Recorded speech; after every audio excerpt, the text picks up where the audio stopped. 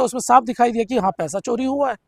और जो लोग पहले इन दलों को गालियां दे रहे थे, अब वो लोग कह रहे हैं कि भैया हम जांच कराएंगे। अरे जांच तो होती रहेगी, अब जांच तो होगी, लेकिन जिनके घरों से पैसा निकला उन पे एफआईआर तो दर्ज करो। तो सारा उस पर हमला करते थे, धर्म के नाम पे ही करते थे ना।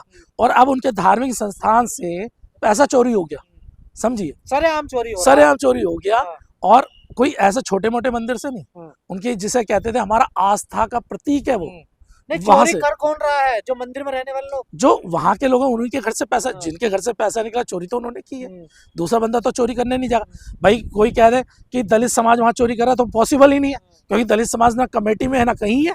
इसी तरह जब ओबीसी समाज में, तो जो पुजारी हैं जो कमेटी में है वही तो लोग हो सकते हैं, तो बाहर तो नहीं मैं होगा। यही तो बता रहा हूँ। अब एक मैंने सुना कि किसी यादव समाज के किसी बंदे के ऊपर एफआईआर कराने की बात चल रही है। अब एक बात आती है, जो बंदा कमेटी में नहीं है, जो संस्था में नहीं है, जो पुजारी नहीं है, उस पर आप एफआईआर करने की बात कर रहे हो। और जो कमेटी में है, भाई कार्रवाई तो कमेटी में होनी चाहिए थी ना, कि पैसा चोरी कैसे हुआ। बिना कमेटी के संरक्षण के तो नहीं निकल सकता पैसा। जब सीसीटीवी कैमरे हैं, सब निगरानी में है, सर देखिए, पैसा पूरा निगरानी में रखा जाता है, हर टाइम पुलिस वहां रहती है, हर टाइम क्या कहते हैं सीसीटीवी चालू रहता है वहां पे, सारी एजेंसियां वहां लगी हुई हैं। फिर पैसा निकल रहा है तो अकेला बंदा तो निकाल नहीं सकता जिसके घर से प्राप्त हुआ है। तो कहीं ना कहीं अंदर जो कमेटियां बनी हुई है वो भी इसमें सम्मिलित है। आज देखिए बात यह है कि आज रकम आप करोड़ों की कह रहे हैं, क्या पता इससे बड़ी रकम अंदर बाहर गई हो, कहीं 100 करोड़ चला गया, कोई तो 200 करोड़ भी कह रहा है भाई, क्योंकि अंदर कमेटी निकाल के दे रही है। ये तो पकड़ा गया है, जो पकड़ा गया है वही तो आप बता रहे हो ना। और याद रखिएगा, ये जो कमेटियां होती हैं अगर ये गलत हो गई और ये पैसा निकलवा रही हैं जिस तरह से ये पकड़ा गया है, तो समझिए कि उन्होंने कितना बड़ा घोटाला किया हो। तो मैं तो चाहता हूँ ये जो इतनी कमेटी बनी हुई है इन सब के ऊपर एफआईआर दर्ज होनी चाहिए, जेल में डालना चाहिए। अब जांच होगी। देखिए एसआईटी की जांच अब 6 महीने चल जाएगी।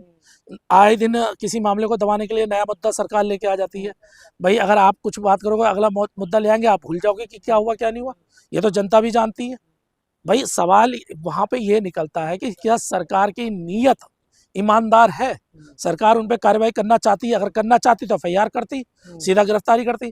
भाई साहब इस देश के सिस्टम में एक बात बताऊं आपको, अगर यही काम किसी मुस्लिम या दलित समाज के किसी व्यक्ति ने कर लिया होता तो भाई साहब वहीं जान से मार देते उसको।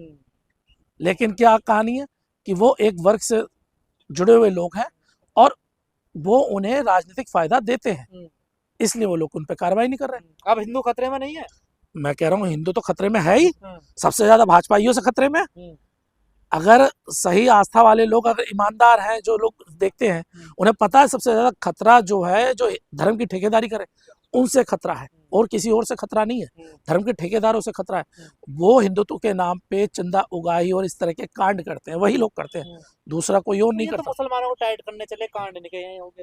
देखिए होता तो यही है, आप दूसरे का घर टाइट करने जाओगे, आपके घर में कुछ लोग टाइट कर रहे होते हैं, उन्हें अपना फायदा भी दिखाई दे रहा होता। आप मुसलमानों को टाइट करके क्या दिखाना चाहते हो, बताइए क्या करना चाहते हो। वो अपना काम कर रहा, अपनी मेहनत से खा रहा, कमा रहा है, उन्हें टाइट करके आप क्या करोगे। अरे भैया आपके समाज में जो गद्दार लोग हैं, आपके घर के अंदर जो गद्दार लोग हैं, आपके घर के अंदर जो चोर हैं, जो नालायक नकारा लोग हैं, अरे उनमें सुधार लाइए ना। उनको तो आप ठीक नहीं करोगे, उन्हें तो आप अपना पापा बना के चलोगे। आपको नहीं लगता जो ट्रस्ट की कमेटी है उसको बर्खास्त करके नए लोगों को लाना चाहिए उसमें? देखिए सर, इनको कड़ी निगरानी में रखना चाहिए पूछताछ के लिए। सिर्फ बर्खास्त नहीं करना चाहिए, मैंने पहले ही बोला, इनको जेल में डालना चाहिए।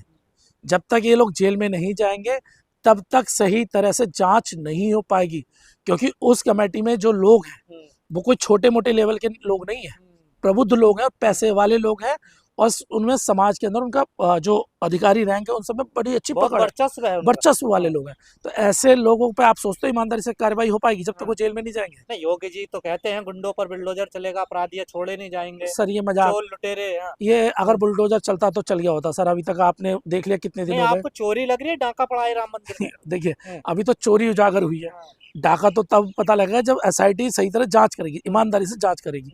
अगर एसआईटी ने मजबूती के साथ जांच कर दी और ये पहले अंदर चले जाए, उसके बाद एसआईटी जांच कर ले, तो ईमानदार से बता रहा हूँ कि वो डाका निकल जाएगा। जैसे अभी 1-2 करोड़ वो कर रहे हैं, वो कई 100-200 करोड़ का घोटाला भी निकल सकता है, कि चोरी भी निकल सकती है। तो आप इसे समझिए कि बहुत ज्यादा इस समय है, और खासकर उन राम भक्तों से जो राम भक्ति में के नाम पे भाजपा के साथ खड़े या सरकार के साथ गुणगान करने में लगे, कि भाई साहब ये लोग चोरों को बचाने वाले लोग हैं, इन लोगों से बचिए।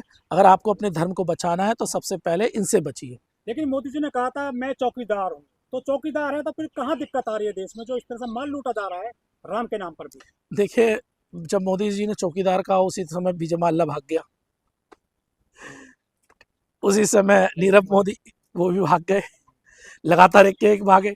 अगर आप समझिए कि जो व्यक्ति ये कह रहा है मैं चौकीदार हूँ और उसकी चौकीदारी में देश का पैसा लेकर लोग भाग रहे हैं, तो समझे क्या स्थिति है। वो चौकीदार कैसा काम कर रहा है, कितनी ईमानदारी से काम कर रहा है। और वो काम आप सारे समझदार हैं, जब इस देश के सारे साधन संसाधन कोई व्यक्ति चोरी करके ले गया, तो जो गरीब तबका है, जो दलित, आदिवासी और माइनॉरिटी के जो लोग हैं या जनरल कैटेगरी गरीब लोग हैं, अमीरों की बात नहीं कर रहा हूँ, पूंजीपतियों की बात नहीं कर रहा हूँ, तो उनकी स्थिति को समझे क्या हालात हो जाएगी। आज भारत की अर्थव्यवस्था क्राइसिस की तरफ जा चुकी है। सिर्फ इन देश के अंदर सिर्फ एक रोटी चोरी करने पे इंसान को मार दिया जाता है, वहाँ पे एक बड़ा जो चंदा समाज ने दिया हो और उस पैसे की चोरी हो जाती है और उसका जिक्र भी ना हो, और अपराधी आराम से खुलेआम घूम रहा हो। सवाल ये करोड़ों रुपए, मैं वही बता रहा हूँ कि वो अपराधी बाहर घूम रहा हो, तो ये कहीं ना कहीं ये दिखाता है कि कहीं ना कहीं कैसी मानसिकता की सरकार इस समय देश में चल रही है।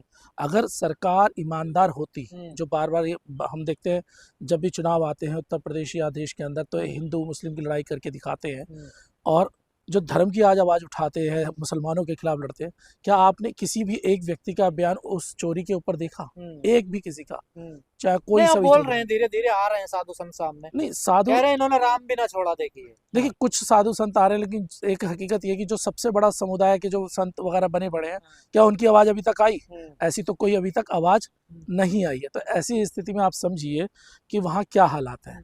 भाई जब ये राम मंदिर बना था तब बहुत सारे एक सवाल बने कि भाई ये जो राम मंदिर है इसका हम स्वागत करते हैं, लेकिन दलितों को वहाँ क्या मिलेगा? ये बात हम बार बार उठाते रहे कि वहाँ पे जो दुकानें होंगी वो किन की होंगी? क्या दलितों को वो दुकानें दी जाएंगी? नहीं दी गई ना। अब वहाँ चोरी हो रही है तो उससे हमें क्या? गोबर में पैसे मिल रहे हैं सर अगर उनके घरों को भी खोदोगे तो वहाँ भी पैसा मिलेगा, गोबर तो अलग बात है। तो भगवान राम से डर नहीं लगता? भगवान राम का मंदिर भी नहीं छोड़ा इन लोगों ने। देखिए सबसे बड़ी बात यह कहते हैं कि चाहे मंदिर कोई सा भी धार्मिक, वो पैसा समाज के कल्याण के लिए यूज होना चाहिए, जो कायदे में कहती है बात। लेकिन हो क्या रहा है कि ये जो पैसा है ये निजी स्वार्थ के लिए खर्च हुआ जा रहा। आजकल कुछ लोगों ने इसे धंधा बना लिया, जबकि ये जो पैसा था इससे जो गरीब लोग वहाँ आते हैं उनके लिए हॉस्पिटल्स वगैरह में ये पैसे का यूज़ हो सकता था, एजुकेशन के लिए खर्च हो सकता था पैसा। लेकिन नहीं, जब हम ये सवाल करते तो हम तो वही विरोधी हैं, हम एकदम विरोधी बन जाएंगे। लेकिन क्या ये सवाल बनता नहीं है कि जब वही पैसा, चढ़ावे का पैसा बंदा चोरी करके अपने घर में अपने स्वार्थ के लिए यूज कर रहा है, प्लॉट खरीदे जा रहे हैं, बता रहा हूँ प्लॉट खरीदे जा रहे हैं। आप एक सिंपल सा उदाहरण बता रहा हूँ, किसी भी पुजारी जिसने संत को, जब हम बात करते हैं संतों की, संत तो सब कुछ त्यागता है, लेकिन आज के जो संत हमारे बने पड़े हैं वो त्यागते नहीं, वो मांगते हैं। तो ये सब दिखावा है, फॉर्चूनर, आस्था उस्था सब दिखावा, सब पैसे का खेल है। सर दिखावा नहीं होता तो फॉर्चूनर में क्यों घूमते हैं? ये बताइए, क्यों जरूरत है 10-10 बॉडीगार्ड लेके चले? क्या पुराने जो संत होते थे क्या उनके पास ऐसी व्यवस्था होती थी? भाई पुराने समय में बैलगाड़ियां वगैरह चलती थी ना, तो क्या वो संत उन पे चलते थे? नहीं, वो पूरा जीवन त्याग कर वो सीधा साधना में लग जाते थे। लेकिन आज के एक बहुत बड़ा तबका जो है, एक बहुत बड़ा, सभी संतों को नहीं कह रहा हूँ, लेकिन एक बहुत बड़ा तबका ऐसा है जो सिर्फ ये जो चढ़ावे के नाम पर या मंदिर धर्म के नाम पर सिर्फ चढ़ावे को अपने हाथ में लेना चाहता है और उससे सुख सुविधाएं भोगना चाहता है। तो इस वजह से ये सारी समस्या 100, 200, 1000, 2000 की बात नहीं, तो करोड़ों का मामला बताया जा रहा है। देखिए उस पर और सोना चांदी जेवरात हीरे जेवरात सब कुछ गायब कर दिया उन्होंने। तो देखिए ऐसा अभी जो खबर आई है उससे बहुत कुछ निकल के सामने आता है। इससे पता लगता है कि कौन लोग चोर हैं। आरोप लगाया जाता है कि एक समुदाय को कहा जाता है चोर, लेकिन जो अपने धर्म का ही नहीं हो रहा वो फिर उससे बड़ा चोर कौन हो सकता है? अगर कोई पुजारी कोई भी हो, अगर वो अपने ही धर्म के धार्मिक स्थल से चोरी कर रहा है तो समझिए कि उसका मैसेज पूरे देश में क्या जाएगा। तो राम भक्तों की आस्था के साथ में खिलवाड़ है ना। देखिए ये तो फैसला राम भक्तों को करना है ना। आजकल सिर्फ क्योंकि दो प्रकार की राम भक्ति आजकल हम देखते हैं, एक राम है जिसका निरंकार है, जिसके लिए लोग बात करते हैं, जो कभी द्वेष भावना में नहीं रहता, और दूसरा एक राम इन्होंने बनाया हुआ है जिसमें आपसी सौहार्द नहीं मजबूत करते ये लोग, और इसे सिर्फ चंदा उगाई का एक धंधा बना लिया राम के नाम पे। आजकल देखते नहीं क्या 4 दिन आप अभी हमने पीछे देखा था जब कांवड़ यात्रा निकल रही थी, उस कांवड़ यात्रा में कुछ लोगों ने अपना संगठन बनाया, राम के नाम से संगठन बनाया, कांवड़ यात्रा के नाम से संगठन बनाया। अगले दिन उनकी वीडियो वायरल होती है, पहले तो जाते हैं मुस्लिम ढाबों से हटवाने के लिए, फिर अगले ही पल एक वीडियो वायरल होती है जिसमें वो चंदा उगाई मांग रहे होते हैं कि या तो पैसा दो वरना सही किया जाएगा आपको।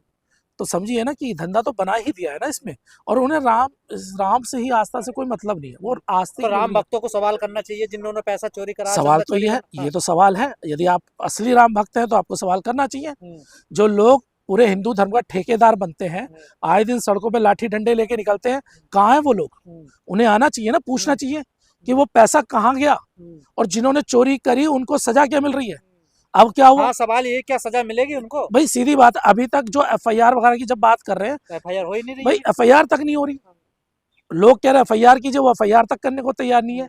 क्योंकि आप समझिए, अगर वहां पे एसआईटी बैठा रहे हैं, अगर वहां पे प्रशासन ये कह रहा है कि हम अब जांच करेंगे, जब ये बात पहले राहुल गांधी के माध्यम से पहले बात निकली थी, अखिलेश यादव के माध्यम से बात निकली थी, तो जब ये बात आई तब तो मजाक उड़ाया गया था, चाहे गोदी मीडिया के लोग ही या भारतीय सरकार भारतीय जनता पार्टी के जो लोग हैं वो सारे मजाक उड़ा रहे थे। लेकिन जब उसमें जांच कमेटी बैठी